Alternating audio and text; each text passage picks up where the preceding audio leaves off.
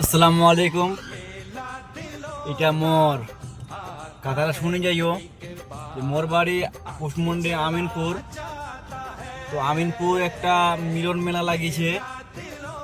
তো যারা বাড়িতে আছেন বা যার সময় বাড়ি হরিরামপুর বুনিয়াদপুর দূর দূরে না বাড়ি সময় কারো, তো নিশ্চয়ই একবার আমিনপুর মেলা যাবেন। এটা খুব সুন্দর মেলা হচ্ছে একটা আমিনপুর মিলন মেলা। টিকিট নাই, কোনো টিকিট নাই। যেরকম গুরগাঁও মেলা লাগিয়েছে 200 টাকার টিকিট, কিন্তু আমিনপুর বটতলা কোনো মেলার দেখার টিকিট লাগবে না। যা খাবেন, যা চৌকি চড়বেন, ব্রেক ড্রেশন চড়বেন, 19 টাকা লাগবে ব্যাস। আর যা খাবেন তত টাকা লাগবে, যা নেবেন তার টাকা লাগবে, কিন্তু মেলার এন্ট্রি করার কোনো টাকা লাগবে না।